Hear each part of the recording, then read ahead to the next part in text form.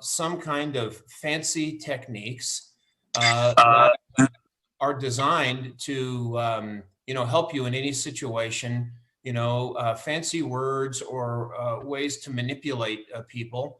That's not what real negotiation is. And in fact, what we're going to spend most of our time on is how to do the right things up front in a transaction so that we don't get into problems later on in a negotiation. Our observation is that when realtors have challenges or troubles in a negotiation, it's most likely about stuff that we didn't do earlier that we should have done to prepare our client for the market or the type of negotiation we happen to be in. So that's really going to be the focus today. And we've got a couple of tools for you that I think very tangible that'll help you as we try to maneuver this really amazing real estate market now, where in most areas of the country we're finding continued low inventory, sometimes extreme low inventory, which will then result in multiple offers in a lot of cases. And that's where some challenges come in. So let's jump in. We do have a handout for you. If you've printed that out, it's in front of you. We'll try to keep you on the right page as we go along and get all the blanks filled in. And we'll certainly have time for questions and comments at the end. So one of the first things we want to focus on is a simple reminder that when it comes to real estate contracts, we think there's 5 key negotiating points to every contract. And we'll just put them on the screen here. And the point here is to always remember that while it seems like there's always a lot of emphasis on price, we've got a lot more to talk about than just price. We're not negotiating the purchase of a car here, folks. So, sometimes the terms of the deal, whether it's the amount of the down payment or an earnest money or closing dates that happen to match up with the seller, what's going to be included in the property, contingencies are a big deal. The comment here is let's make sure we're focusing on all 5 and not getting overly focused on price. So our friend Tammy Spalding, who's a great realtor out here in Colorado, and Tammy usually does in the neighborhood of 75 to 80 transactions every year, says, and she's busy, but she says, in this environment, I'm spending even more time up front with both buyers and sellers in the process. And I think that's the point, is let's spend the time up front with people, and we won't have to have some of the hassles that we sometimes deal with on the back end. So you all remember Dr. Covey and his famous book, 7 Habits of Highly Effective People. One of the 7 habits, begin with the end in mind. And we think that's a really good idea when we get referred to both buyers and sellers. The negotiation, amazingly, actually begins before we start looking at properties, before we have a listing conversation. That's really the point. And one thing that's kind of fun about real estate is that very unique is that there's as much negotiation that goes on with our own client as there is with the other side of a transaction. So we'll break this conversation into 2 parts: negotiating related to working with buyers, and then working with sellers. So we mentioned in the Ninja installation that working with buyers is a lot like a 3-act play. So 3 separate parts that we need to be prepared for with buyers. One is the actual buyer counseling process. We call that the 10-step buyer process. Generally takes 45, 50 minutes, 10 questions that we ask buyers that really create clarity when it comes to what buyers are looking for. We found that in many cases, when there ends up being challenges with buyers, it's because we didn't take the time and ask the right questions up front. Act 2 in this 3-step process is actually showing property. And there's an amazing amount of negotiation that goes on with our own client when we're showing property. We'll talk about that. And then when it comes to asking closing type questions, is this a house you'd like to purchase, writing contracts, the whole process of presenting contracts and then getting to the closing. That's Act 3. So as we talk about this today, here's a little story about a friend of mine, Chris Doyle, and it's I think an example of someone who really has bought into the concept of this buyer counseling process and really asking the right questions to buyers up front. So last year, these are 2019 numbers. Last year, these are Chris's words, by the way. He doesn't talk about the number of transactions that he closed. He talks about the number of people that he served. We think that's an interesting mindset. So Chris, in his words, served 44 buyers last year. That's pretty good. And many of those, in fact, more than 50% of those 44 buyers were multiple offer situations. But Chris only had to write 49 contracts to get 44 deals. In other words, Chris won the multiple offer in virtually all of those situations. And he says, not because he's that spectacular negotiator, but because he was absolutely clear with his client about what they were looking for before they got into the process. And here's the other thing. Chris only showed 4 homes. That's the most he showed to any of those 44 buyers. There wasn't anybody out there showing 10, 15, 20 houses to. By the way, this is not a function of low inventory. It's a function of absolutely knowing crystal clear what those people are looking for. No indecision, no discrepancy between what the buyers want and what Chris thought they want. Absolutely clear. So if we spend the time up front, things are going to go well. So when we say spend the time up front, here's some things to think about. That 10-step buyer process that we have in Ninja. We all have to, as part of that, understand what's going to help these buyers understand what's going on in the market, understand the speed of the market primarily, and then understand the concepts related to negotiation. Now, one of the things that tends to happen sometimes, especially when we get busy, is that we jump out there and we find a house for that buyer. We're sitting down to write the offer. We maybe even write the offer and then later find out it's going to be a multiple offer type situation. And now we're backpedaling, trying to explain to the buyer what multiple offers means, how we're going to handle those kinds of situations. And our suggestion is let's do all of that up front before we get into the process that'll make things work a whole lot better. And Chris says this, he says, let's make sure people know how to swim before we ask them to jump in the water. That's really a good idea. So how about this? We've all had those buyers, that power type personality. They don't have time for anything. They say, we'll talk in the car. Let's just get going. We need to look at these houses as fast as we can. We're in a big hurry. That's a common personality trait. How do we handle that type of situation? Because we really want to spend that time up front. Chris says, he has a couple of strategies for that. Number one is if you'll spend some time with me up front, I can save you days or even weeks on the back end in finding the right property. And then additionally, he says, we'll have a better chance of getting the home you're really looking for if we're absolutely clear in what we're trying to do. So let's take the time up front. That's the point. So when buyers start looking around, they get nervous, and they are things that many buyers, they lay awake at night and they worry about. Our job is to try to identify what those fears or concerns are, because if buyers are worried and they're nervous about stuff, the red light's going to come on and they're not going to make a decision to buy.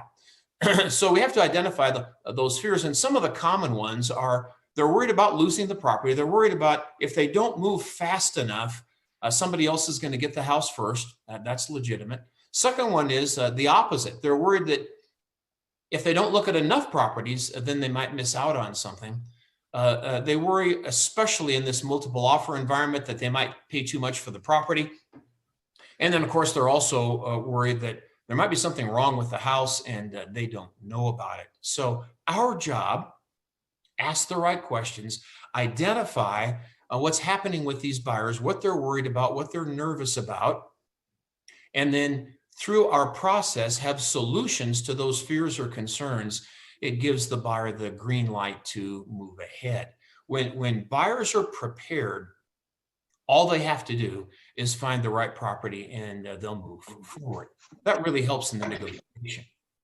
So one thing that's we really want to emphasize here, there's a part of the buyer process that's called the funnel process, and it helps us really identify for the buyer that we've got a solution to 2 of their 4 biggest problems. So this funnel process is really a metaphor. It's a pretend funnel, and we tell the buyers that our goal is to help them find a great house. We don't want them to miss anything, and we don't want them to pay too much for it. That process is called the funnel process. And essentially what it is just a conversation that lets the buyer know that we're gonna consider everything that's on the market to begin with. We'll find out their criteria. We'll eliminate the properties that don't work. Then when we're looking at houses, if there's something that they're really interested in, we'll do a market analysis for them on that neighborhood to make sure that they don't pay too much for the house. We don't want them to miss anything, and we don't want them to pay too much. So let's make sure we identify those concerns and deal with them up front. So we want to make sure that buyers understand the speed of the market before they get into the market. Here's an example of 3 statistics that we could provide buyers up front so that they'll be comfortable and they won't have to be nervous. And I think it'll help understand how buyers need to write offers. The negotiation goes a lot easier. Well, let's take a look at this. So this is just an example. Let's say we've done our homework. Buyers looking at a particular neighborhood. And what if we were able to say to that buyer, right now in your price range in this area of town, 58% of the available homes are already under contract. That'd be a good number. So let's just say we're looking at a couple of different neighborhoods. Let's do the work on that. How many are out there? How many are under contract? That percentage is important. How about this one? You say, Mr. Buyer, Mrs. Buyer, I've looked back the last 6 months, and 84% of all the homes in this price range have sold at full price or higher. Now you're really sounding like a pro. This also can be a good wake-up call for the buyer as they get prepared to negotiate with some seller. And then here's one more. Let's talk about the months of inventory or the months of supply. And in many markets right now, there's only a couple, 3 months of supply, which is clearly a seller's market. Let's let the buyer know what's going on in their price range in the neighborhoods they're looking in, all right? So number of homes currently under contract in their price range, how many have sold at full price or higher, and that months of supply is a good one. Another good one that's not on the slide is list price to sold price ratio in their price range or in their area. We think this really helps to make sure that the buyer is educated about the market. The other thing that we can do is make sure we talk to that buyer about negotiations before we actually get into one. And this whole multiple offer thing is really challenging and can be disconcerting to many buyers if we don't talk about it ahead of time. Imagine that buyer who walks into a property, they found their dream home, they're already visualizing living there, and then later on they find out that there's 5 other buyers who have put offers in on that same property. That's not good. So let's make sure that buyers know about that ahead of time. Really, we're kind of in a mosh pit right now with buyers. And in some cases, this image on the screen, this is kind of what it's like with many buyers. Certainly not all, but let's help the buyer stay out of the mosh pit if we possibly can. And of course, these... Can I say something? I wanted to share something Larry said that I thought was so powerful, and that is that some buyers just can't really cope with this market. And Larry said sometimes he counsels them, or maybe that was you, to wait for the next market. If you're dealing with that high analytical perfect person, that mosh pit is just not going to work. Amy, you're so right. I'm glad you mentioned that. And how about the buyer who sits down and says something like this? They say, Amy, just want to let you know, I never pay full price for anything. we have to have a conversation with those people, let them know. I think one of the things that happens here is we have to redefine winning for many people when it comes to a negotiation. And some people think, well, winning is if I get the best deal, or if I somehow end up better off than the seller. No, in many areas right now, inventory is so low. The definition of winning is now you get the house and you probably get to pay full price or higher. So a little perspective with those buyers is a good idea. All right.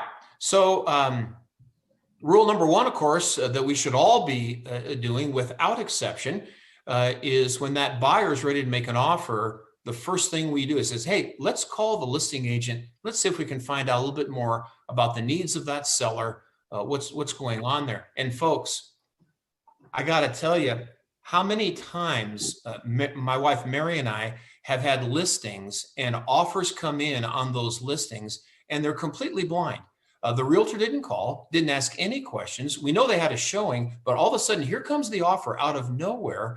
And my thought is, wow, that realtor really did a disservice to their buyer by not even bother to ask, what's the situation with the seller? What would be important to them? What would be the ideal offer that we could write so that your seller would consider our offer?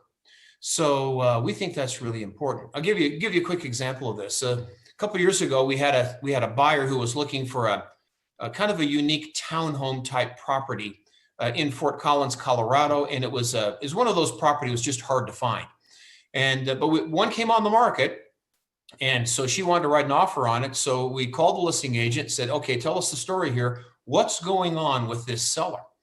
And the realtor says, "Well, Don, it's interesting. The person living there doesn't actually own the house. It's a friend of the family, and the house is in an estate because the parents have passed away. The kids are selling the house, but they're kind of nervous. This is a family friend, and if the house sells too fast, she's going to be homeless and not have anywhere to go." He said the ideal offer would be if your buyer would be willing to close on the property and then rent back to the person living here for maybe 45, 50 days. It would allow her to find a place to live, and the family would be much more comfortable with that. They don't want this friend to be homeless. We said, okay, fine. It just so happened my buyer was in a rental property herself. She says, I've got time. It's no problem. We wrote the offer that way. I think there were 9 offers on that property, and we won that negotiation because we just asked one question: what would be beneficial to the seller? So the listing agent called me on that and said, "Hey, congratulations, you got the deal. There were 9 offers, whatever." And I said, "Well, that's great." He says, Don, he says, "You were the only one of the 9 to call and ask that question. We would have told everybody that, but they didn't call and ask. So let's make sure." And we all know, if we've done this before, from experience, we know in many cases, listing agents, what will they do? They'll tell us more than they actually should reveal. And so let's just ask the question. And of course, face-to-face with the listing broker when we present the offer is never a bad idea. Okay, so in your handout, I think second to the last page of your handout is a sheet similar, a worksheet similar to what you see on the screen right now. This is simply a little way to have a conversation with a buyer about their risk tolerance with certain things that could be negotiated in a real estate contract. And you can see that there are questions to ask about price and financing, inspections and appraisals, and the timing of a transaction, even some seller expenses.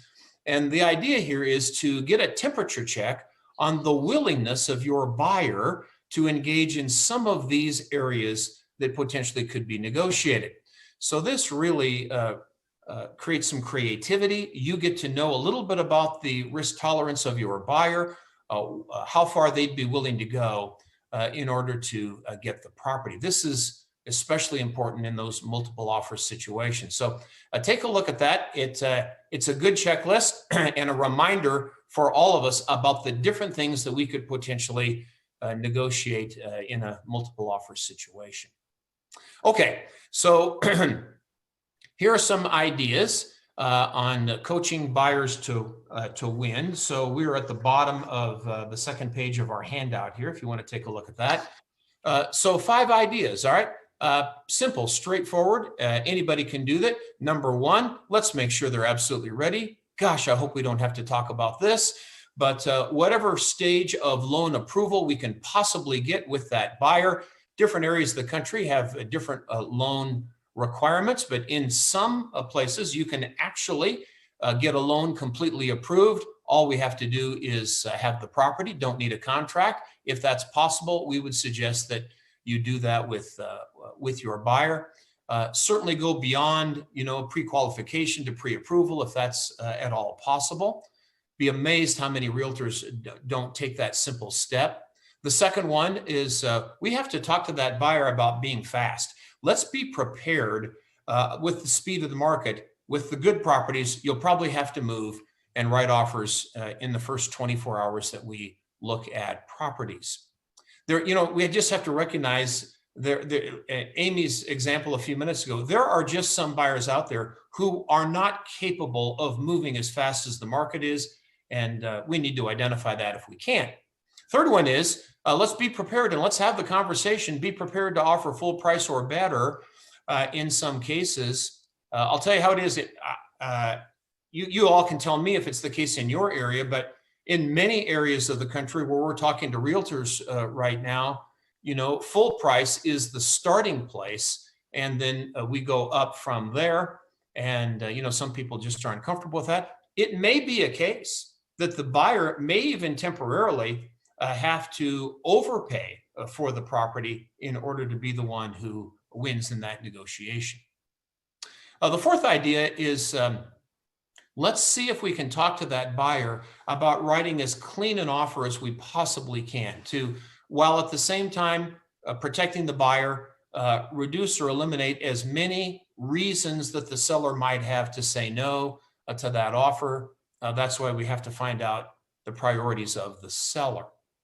And then the other one is this idea of, are there any other options for that buyer besides that one house that they've fallen in love with? Now, this is a tough one and not always possible, but one of the concepts of the 10-step buyer process with the Ninja system is, let's see if we can help buyers identify more than one property, if at all possible. And that way, they don't have their hearts broken and they have a backup plan if something doesn't work out on their top priority. Let's keep our options open. That's really the point. And then the other idea is, let's make sure that buyers really understand the appraisal process and how it works. And it's not that complicated.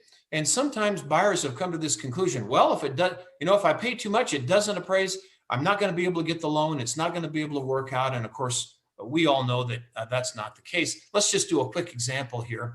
And I get nervous about slides like this because math is involved. And, sometimes people say, I'm not that good with math. But Amy, David, Michelle, I know you can relate to this. Every realtor in the Carpenter family is good with math, and I can prove it.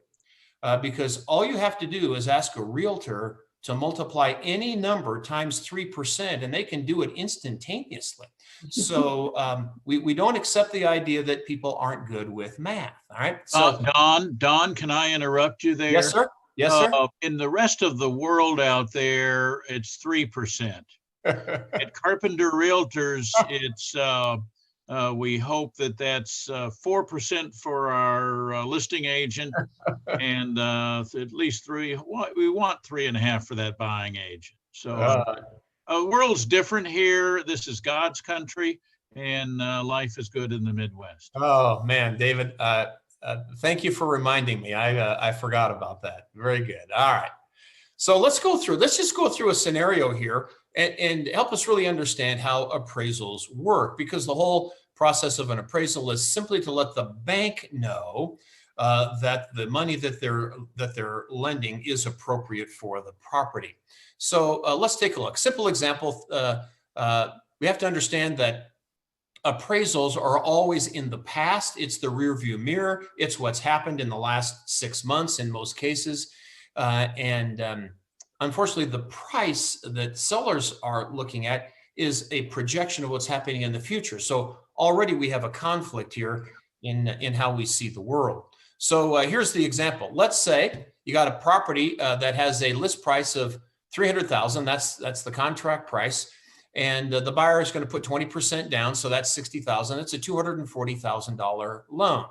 So the only problem with that is the last 3 properties to sell in that neighborhood all sold for $290,000. And obviously the appraiser is going to be looking at that. There's the possibility that this home might not appraise at the $300,000 contract price.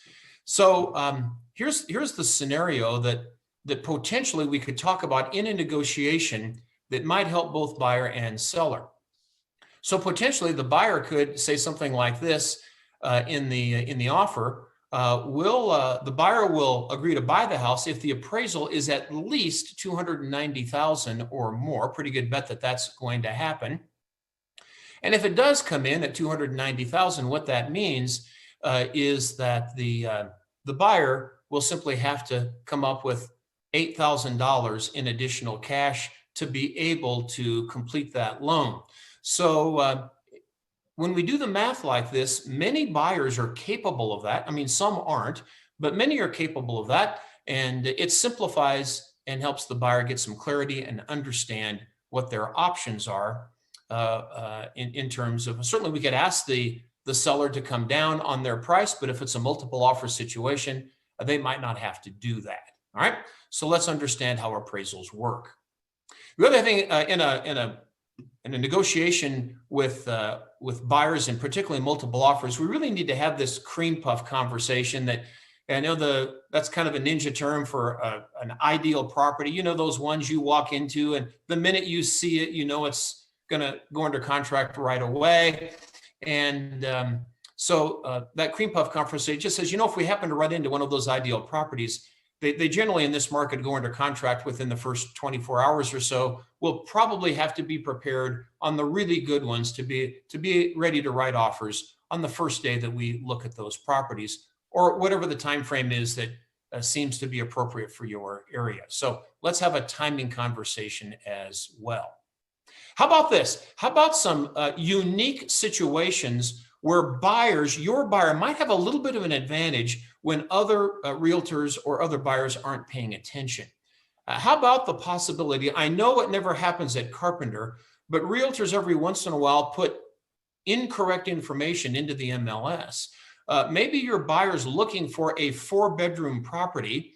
There's a property in the MLS that says it's 3 bedrooms, but you do your homework, you actually realize because of the public records, or you've been in the house before, that there's actually 4 bedrooms in that house. That might give you a little bit of an advantage. You know, let's go look at this one because I think we might be able to find a way to have 4 bedrooms. The other thing is sometimes properties come on the market, you know, on a holiday, like, you know, whatever, the 4th of July, or, you know, Thanksgiving morning or whatever, a property will hit the market. We've had plenty of those situations. We tell the buyer up front, hey, if you really want to get in on this, we might need to go look at a property on a holiday, or if we have bad weather. Now, I know you folks never have bad weather in Colorado. We have a lot of snow and blowing and so forth. Sometimes that's the very best time, if the buyer's okay with that, to show properties, because everybody else is at home.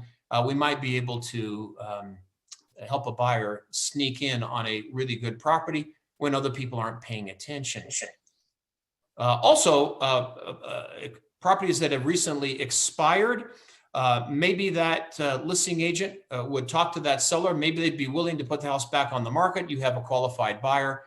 Those kinds of conversations are always good ideas. Tom, all right. Can I share something with you? We had a gentleman who really was not going to pay more than list. and he was a perfect person. And we knew we were in a situation because he lost out on a couple of houses. So our solution was that he bought an ugly house. He was really handy. And so he knew he couldn't get in that mosh pit. So he just said, you know what? I don't need a perfect house. Let's look at the ugly ones. And guess what? He bought an ugly house and fixed it up, and he's perfectly happy. And of course, it's beautiful today. That's a wonderful example. That's fantastic.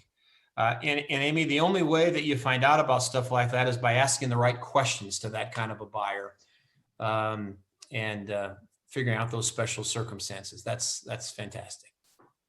Well, a few years ago, the Zillow organization did a little research study on preventing buyer's remorse. And in multiple offer situations, buyers, they get excited and maybe get enthralled into the heat of the negotiation, and they get that property, and then they wake up the next day and say, oh my gosh, this is the wrong property.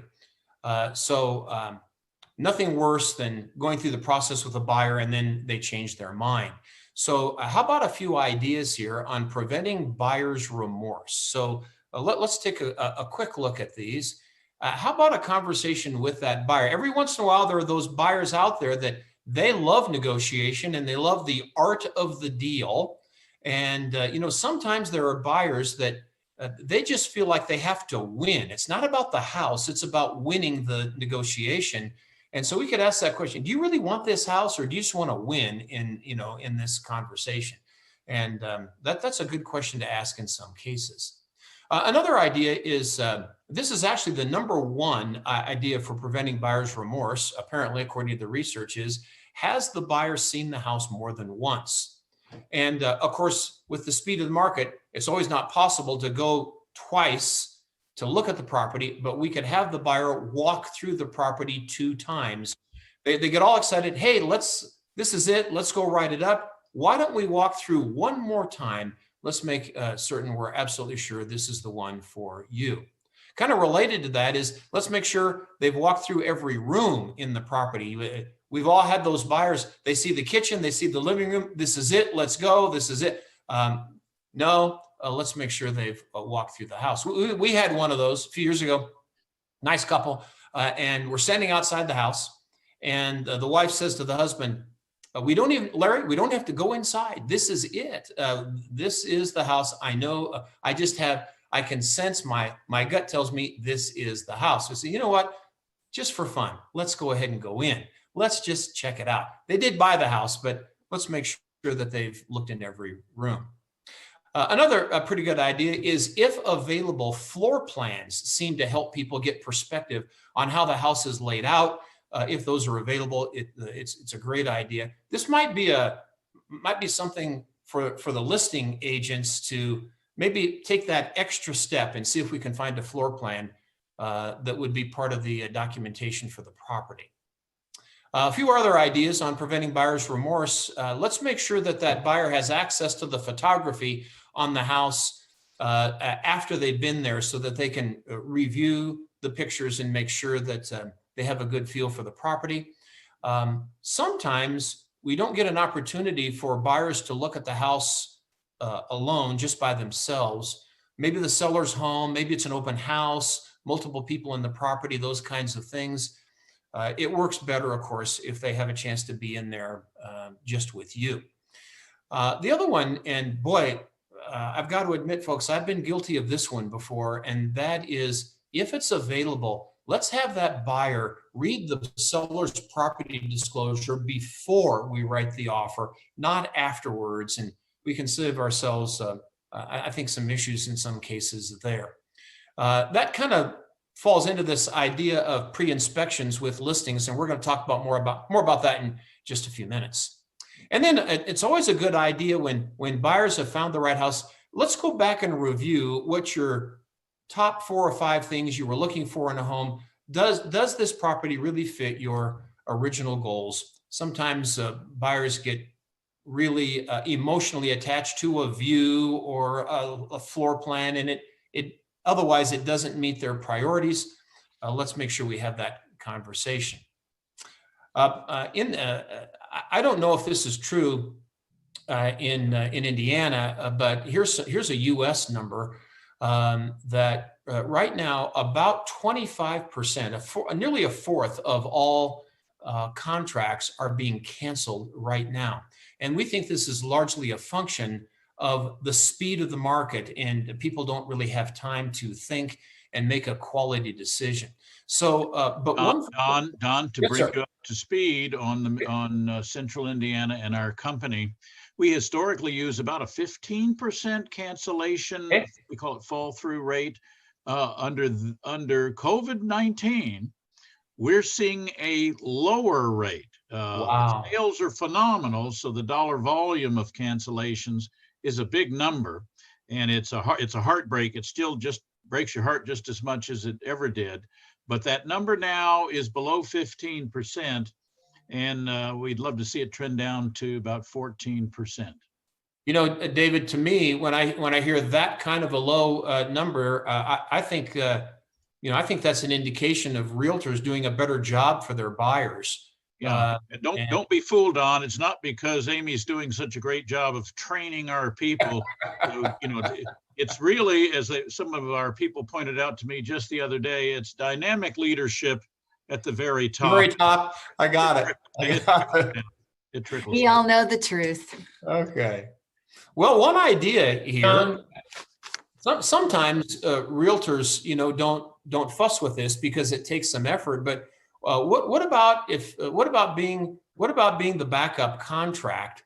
If there's deals that fall through, let's take the extra time, and if a buyer really has a property they like, let's go ahead and follow through on the backup. I think that's good customer service, and you never know what might happen. And I think All right. Chris Dykes had a comment. Okay. Hi, Chris. Well, it was equally unvalue added. I was just going to warn you not to take the bait. I think you're doing a wonderful job keeping David kind of on track. You just need to throw him a few accolades once in a while and then move back to your agenda. So just compliments to you, Don. Okay. Chris, thank you. It's good to see you. Good to see you. Well, all right, let's talk about sellers for just a minute. So we want to talk to sellers about the potential also for multiple offers. So let's do that. And how about this? How about this conversation with a seller when we first sit down with them? That our job here, our mission is to put you in the strongest negotiating position possible. And the way that we present the property for sale can really help a seller when it comes to negotiating with a buyer. So, we don't often think about some of these kinds of things as being negotiating strategies, but they really are. If we help the buyer get that property put together as well as they possibly can with staging and repairs and cleaning and those sorts of things, high quality video and photography, a floor plan if possible. In other words, put our A game in place here. We greatly increase the potential that seller won't have to get into the mosh pit of a lot of inspection negotiation and dealing with properties that have faults or have obvious repairs that need to be done.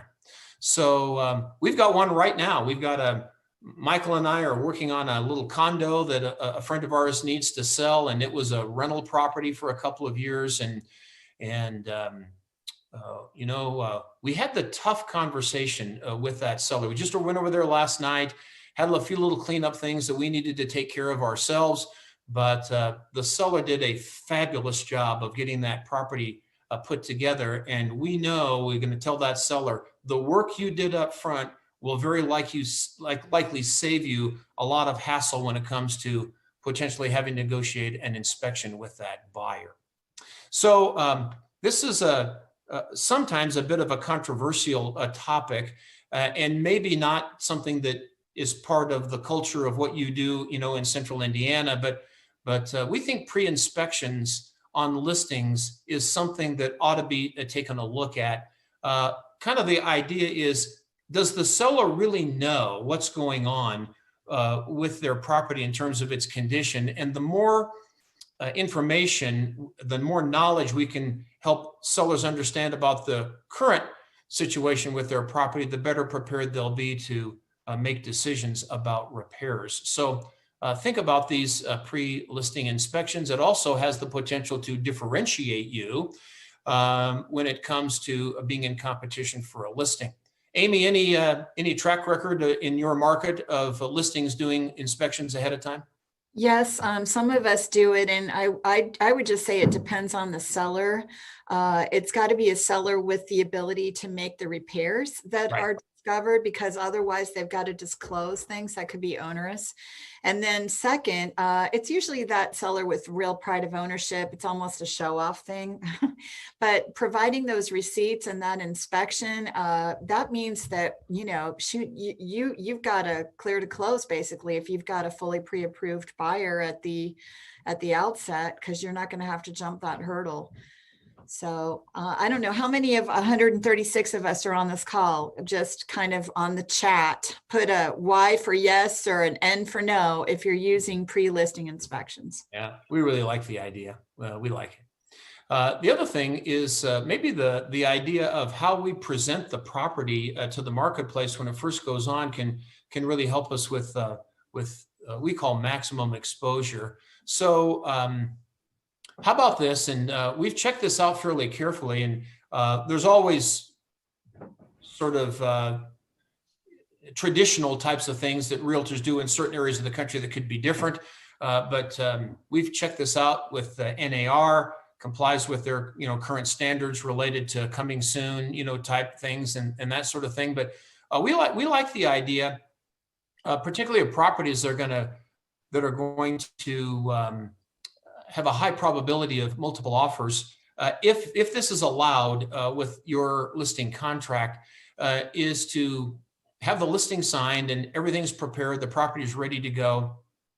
We think it's a really good idea to not piecemeal the marketing, but to have everything ready before that first showing occurs with property brochures and so forth. And then a listing launch would be, something like this, that potentially the property, would go on the market, say on a Thursday. We'd have a VIP open house for the neighbors on Friday, and an announcement in the MLS, if it's allowed, that the seller will make a final decision on offers, say on Sunday afternoon. So it gives 48 hours or so for buyers to have time to properly view the property. You can properly expose the property to the market, and it also gives the seller some time to review offers. So the idea here is that I know this happens in your area, is that sometimes this thing happens so fast. The first person who sees the property writes a full price offer, seller gets all excited, realtor gets all excited, they accept that offer, it's all good. But then you have to ask yourself the question, within the rules, have we really done the seller the best we can provide them in terms of negotiating? Have we really exposed that property fully to the market, or have we just exposed it to that first buyer who's willing to make a full price offer? I think we ought to ask ourselves that question and make sure we're doing the right thing for our sellers. Some benefits of setting up situations like that: we give the buyers time, reduces buyer's remorse. The seller has time to think about offers. Generally, better decisions are made all the way around, and we see fewer cancellations on contracts. Amy, any comment on that?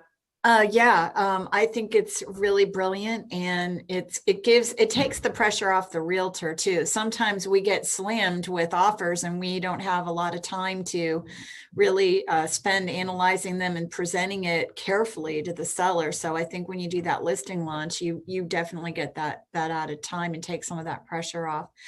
Just an aside on your comment about pre-listing inspections, I got 9 yeses, 10 nos, and about 12 sometimes, or it depends, which is probably the right answer. But Chris had an interesting comment. Chris, do you want to share with everybody what you wrote regarding pre-listing inspections? Well, just that, if we're in a competitive scenario with other listing brokers, it's almost universally commented that, well, such and such charges less than you do, and things are selling fast, and you guys might not even get to do much of your marketing because our house is probably going to sell in a day. Using the pre-listing inspection, we do it almost universally. And I know it can raise some issues. I always think forewarned is forearmed. If there's gonna be a problem, let's find out now. And if you can't afford to fix it, let's make sure we know now so you don't get stung on the back end. And it's almost always a way I overcome the objection on commissions is, look, with the information in hand, we're gonna earn back, before we even get an offer, we're going to earn back that extra percentage you're worried about spending on our commission structure. And it works most of the time. Chris, I think that's right on. And, one of the things sometimes we say to sellers is that that discount on the commission that maybe another realtor would provide, they think is money that's going to go in their pocket. It really helps me with my net proceeds. But in fact, in most cases, the biggest expense that sellers have is the money that they never make because they don't end up at the top end of the range. That's really the conversation to have. How about this? As we're thinking about working with both buyers and sellers, let's be smart and think a couple of moves ahead. And sometimes we get busy. We have lots of stuff going on. We kind of think in a linear fashion, one step at a time. But how about this? How about a scenario here where you have the listing and there's multiple offers. Let's make sure that we cover with that seller all of the 5 negotiating points on the contract that we've mentioned a couple of times. And maybe before we have that seller sign their favorite of the 5 offers, maybe there's an opportunity to have an informal negotiation with those 5 realtors. If we have 5 offers come in, I wonder if any of those buyers might be willing to somehow negotiate a waiver on the inspection clause since we've pre-inspected the property. Maybe there's a buyer out there with enough down payment or enough cash that they might be able to negotiate the appraisal clause. The point here is let's take advantage of the opportunity when your seller is in the power position of having those 5 offers. Oftentimes we get in too big a hurry to just sign the best offer, and let's make sure we take full advantage of that opportunity. And the reason for that is there's no second chance at a first impression, and when the minute that seller signs one of those offers, the power position shifts. So the seller has some control when they have multiple offers, but the minute they sign that one deal, the power shifts over to the buyer because of the way that real estate contracts are structured. Buyers have more options than sellers. So let's make sure we do that negotiation in the right order. Here's what we're talking about. This we call the power need dynamic, and it's kind of like this. If we have a seller who has high need, like they have to move in 30 days to start their new job, in Chicago or something, they have high need. They're going to have relatively low power in a negotiation. And the opposite is true too. If you have low need, then you're going to have relatively higher power. So one of the ways we can help balance out that power need dynamic is to see if we can think a couple of moves ahead. So in a little baseball analogy, we're trying to hit a home run for that to that seller, get them where they want to go. Well, helping them get to first base is simply, we have a buyer, we're under contract. Well, that's great, but maybe we could help them hit a double or a triple by focusing on somebody that may want to waive the inspection or somebody that may want to waive the appraisal, some contingencies that would be beneficial to that seller. Let's try to think a couple of moves ahead. Don, you have a comment from Christine. Christine, do you want to unmute yourself and ask Don make Don your comment? Oh, sure. Thank you, Amy. So my question was, if your seller does a pre-listing inspection, would it be beneficial to release that to these, group of buyers that are going to be making these offers and competing against each other? Because if there's nothing major or you've addressed anything major, that way, would it encourage buyers' offers to be higher or more solid so you could get a higher price kind of going on the property? Christine, great question. And before I answer, I'm going to ask Chris to jump in on that. So, Chris, do you make that pre-listing inspection available to the buyers? Only if it's truly a kind of cream puff, extremely well-maintained home. I think outside of that, the way that inspections come across typically is they are a laundry list of smaller items and nitpicky to-do things. So I don't normally use it as a marketing piece. I make sure that if we're not going to address some of the things revealed, that we update the disclosure statement. The disclosure statement is a powerful tool in the hands of a listing agent. Buyers will dismiss concerns up front because they'll assume they can get them done cheaply on the front end before they've got the house under contract. Whereas if they only uncover issues after the fact, they're going to have the inspector encouraging them to ask for most things. So that's my long-winded explanation. I'd love to know if people think there, especially you, Don, if there's a better strategy or something we. Yeah, in most cases, our experience, and we've done pre-listing inspections for a long time and do it with virtually every property. And in most cases, we will put those out for the buyer to review. And one of the ways that we handle the nitpicky kinds of things that inspectors come up with is we have inspectors that we really like and we really trust, and they do a great job for both buyers and sellers. And those inspectors have been properly trained to point out the things that really matter on those inspections. And so we felt like in most cases it really is beneficial to provide that information to buyers. And it creates a level of transparency where trust can sometimes really be enhanced in the negotiation if a buyer feels like that seller's not holding anything back. So, Christine, depends on the situation, but we really like the idea of buyers being able to see most of those inspections. One of us is going to have to jump on to career. Thank you. Okay. The final thing here is a worksheet. I think it's in the last page of your handout. That we really think is beneficial to help to clarify for a seller what the key points in each of the offers is. So you can see the 5 key points to every contract.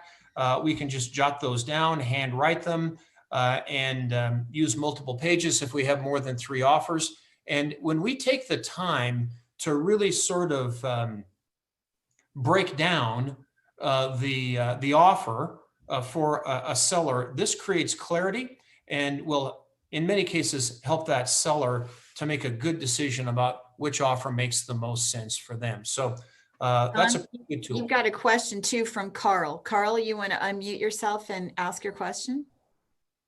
Yeah, let's say you find yourself in the situation where you do the pre-inspection, but maybe you weren't able to successfully negotiate away the buyer doing their own inspection. They hire their own inspector, and then of course, no 2 inspectors are going to find the same things. So then just handling that difference, because the seller is probably going to be a little bit disappointed when there's a difference between the 2 inspection reports. So I appreciate that. Yeah, Carl, great question, and that's a pretty good example of if we're going to do a pre-listing inspection, let's have that conversation up front with that seller. Now, you understand that the purpose of this pre-listing inspection is not that we hope that the buyer won't do one. The real purpose is to inform you as the seller about the condition of your own property so you can make a quality decision. And the buyer, of course, always has the option to bring their own inspector.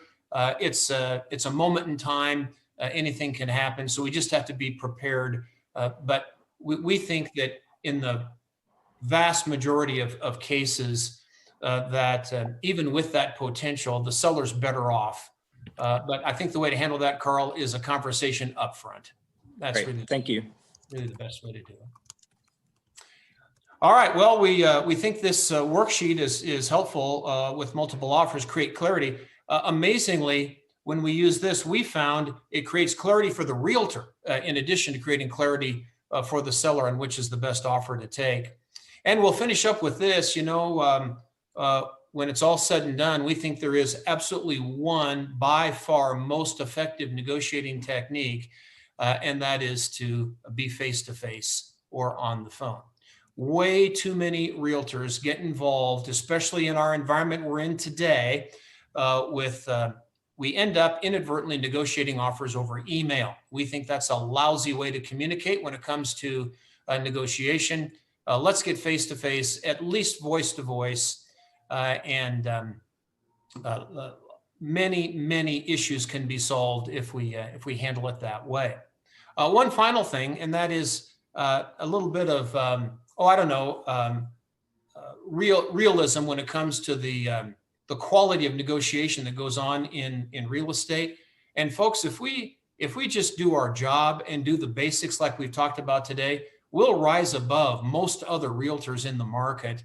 And I think you could probably relate to this last example that we have here. This was an actual property. It wasn't one of my listings. It was an actual property in northern Colorado. And we think this kind of represents the state of our industry when it comes to realtors not doing their job on behalf of their clients. So here was a highly sought after property it's an older property, but in an area that was really a hot real estate market. There were a small house, and there were 15 offers on this property. This is an actual example. 15 offers. So, wow, that's fantastic on the surface. But then let's take a look a little bit closer. 5 of those 15 had loans associated with them. And isn't it interesting that only 2 out of the 5 offers that had loans had pre-approval letters along with the offer, all right? So 5 offers with loans, that means 10 offers were cash. And of course, the right thing to do with any kind of a cash offer is a verification of funds so that the seller knows that we can actually close on the property. And only 1 of those 10 cash offers had any kind of verification of funds. So when you get right down to it, there were 15 contracts sitting on the table, but in reality, there were only 3 that were legitimate. And it's amazing to me, think about those 12 buyers who wanted that property, but weren't properly prepared or not willing to do the right thing. I think in most cases, we ought to blame ourselves here. We're the ones that need to prepare people to be successful in a negotiation. And, somebody offered a higher price, or, we didn't get that one. Let's keep looking. No, let's bring our A game. Let's do our job right. And I think if we do that, we'll set ourselves above in most negotiating situations. All right. And if we really think about it, folks, sometimes it's not what the other side of the transaction does. It's what we don't do that hurts us most in a negotiation. So sometimes you just have to look in the mirror and make sure that we're doing our job. So Don, just a couple of things. Number one, we had a fall through in October that I blame myself for.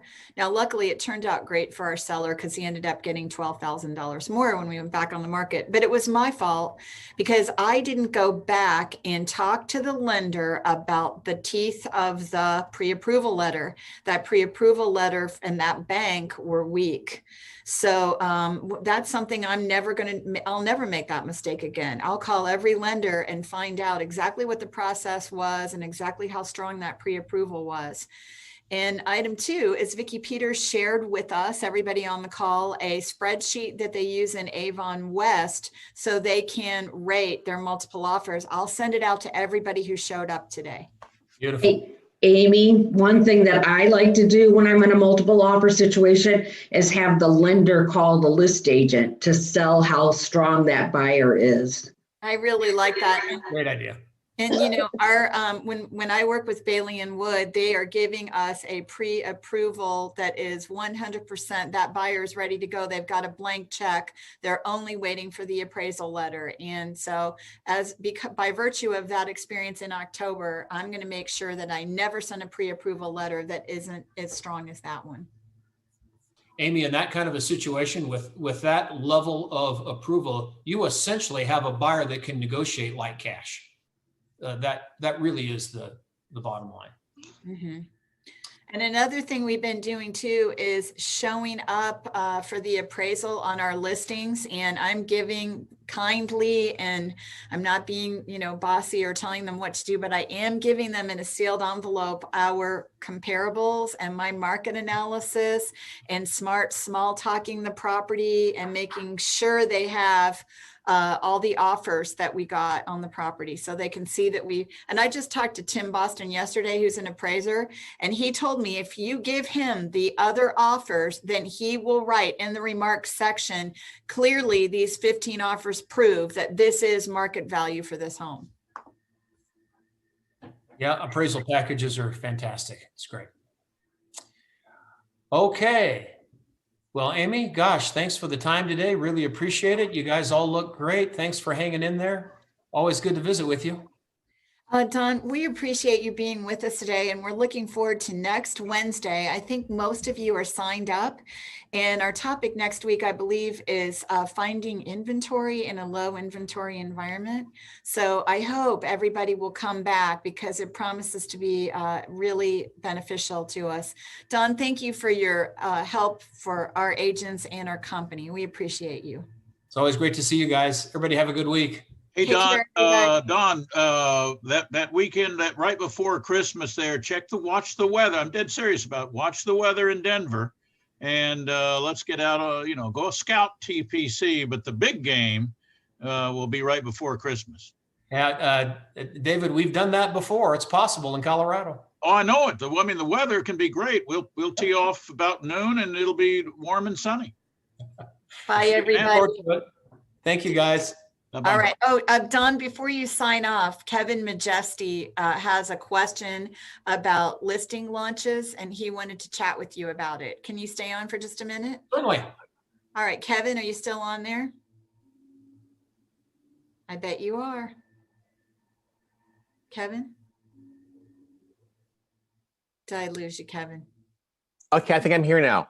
Oh, yeah. yes, So okay, hey, that's so Kevin. yeah, so I love the listing launch idea. I've used it before. Here's why I no longer use it, and shoot some holes through this so I can be better educated. But it's been my understanding that because in our area, it's been understood by agents that while a seller may say, "I'm going to activate Thursday, open house," seller is not going to review offers until Monday or so. If you do that, and I have a buyer, I'm not going to give you until Monday. And so you have to, at that point, present the offer to your seller, and they can reject it if they feel strongly enough that they may have other offers. But so that's why in our area here, many agents understand that that's the obligation. So I've kind of backed away from that. What are your thoughts? Right, Kevin, you're right on the money there. I think the little nuance here is that we're going to present all offers immediately when they come in. We want to be in compliance with the Code of Ethics there. We're going to present all offers, but it's the seller who has the option to decide when they want to respond. And certainly acceptance deadlines are important, and a seller needs to understand that if they don't respond by the deadline, there's the potential that offer will not be valid by the time that they make that decision. So we're not making decisions on behalf, but we're going to give the seller that option. And if it is truly a multiple offer situation, most buyers are going to wait around. They want to be in on that process. So it's not perfect. And I think the risk there for sellers is that there will be some buyers who say, I'm not going to play that game, right, and I'll go someplace else. We have to make sure that the seller is willing to take on that risk. Very good. Thank you. Absolutely. All righty. Till next week, everybody. Thank you for showing up. See you next Wednesday, and look for that Vicki Peters spreadsheet, which will be coming your way. Don, thanks again. Everybody take care now. Thanks, Don. Have a good weekend. Thank you. Bye. Bye. Thank you.